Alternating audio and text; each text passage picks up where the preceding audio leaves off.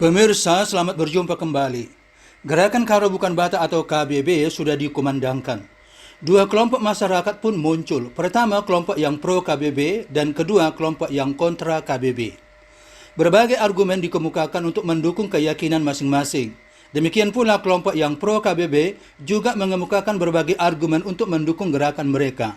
Dari argumen-argumen yang diajukan kelompok pendukung gerakan KBB, dapat disimpulkan bahwa para pegiat KBB lebih menonjolkan aspek perbedaan dibandingkan dengan aspek kesamaan atau kemiripan. Dengan kata lain, seolah-olah Toba dan Karo adalah 100% berbeda. Lalu apa saja argumen tersebut? Banyak argumen yang dikemukakan. Namun pada video kali ini, kita akan membicarakan 4 argumen saja. Menurut saya, 4 argumen ini merupakan argumen yang terpenting untuk membangun cara berpikir para pegiat KBB dalam mendukung gerakan mereka. Namun sebelum kita masuk pada pembahasan tersebut, seperti biasa, mohon terlebih dahulu mengklik tombol subscribe agar channel kita ini dapat bertumbuh lebih baik.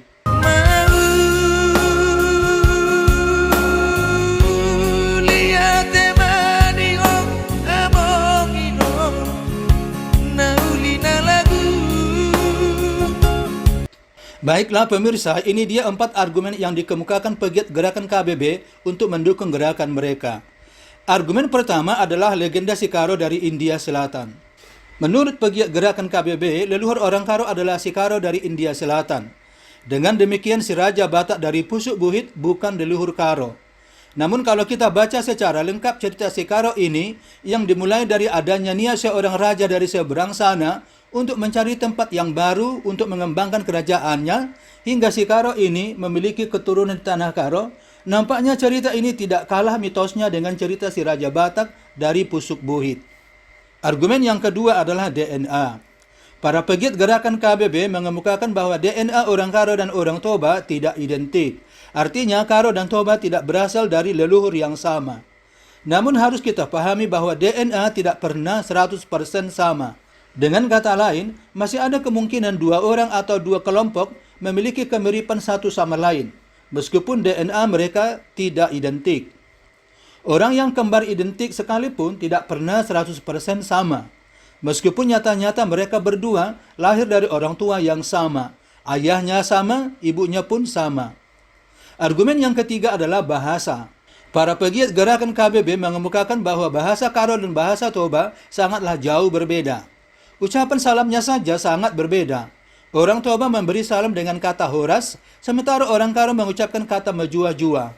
Banyak lagi istilah Karo yang dikemukakan sama sekali berbeda dengan Toba. Namun para ahli mengemukakan bahwa bahasa Toba dan bahasa Karo memiliki kemiripan hingga 80%, terutama menurut saya di tataran kosakata. Hal ini dapat dibuktikan dari Kamus Karo Indonesia yang disusun oleh Ahmad Samin Siregar dan kawan-kawan dan diterbitkan oleh Balai Pustaka tahun 2001. Dalam kamus ini, seperti yang terlihat dalam slide ini, terdapat banyak entry yang memiliki kesamaan makna dengan kosakata yang ada dalam bahasa Toba. Contoh dalam slide ini baru sebagian kecil saja. Daftar ini bisa jauh lebih panjang lagi bila kamus ini dibaca lebih teliti lagi.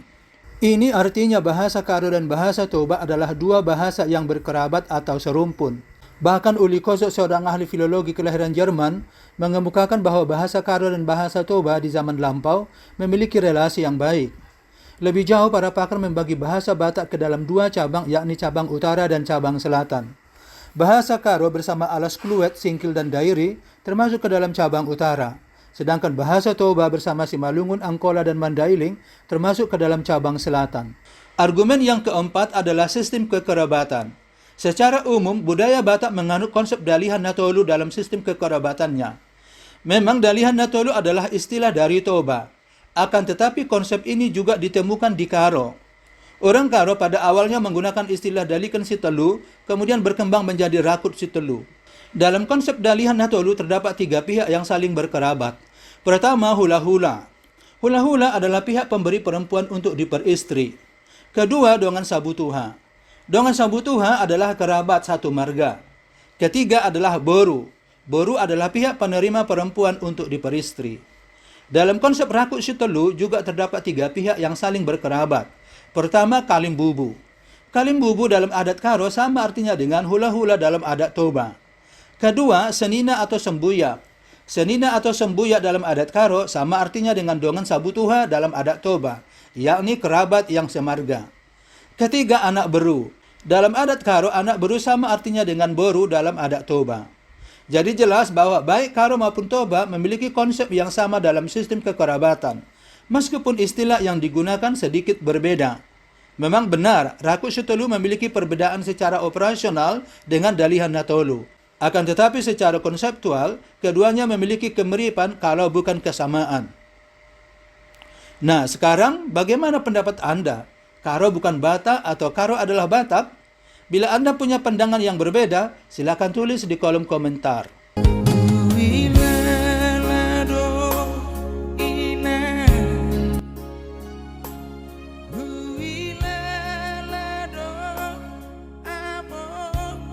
Baiklah pemirsa, demikian video kita kali ini. Semoga bermanfaat. Kita berjumpa kembali dalam video-video berikutnya dengan topik yang berbeda.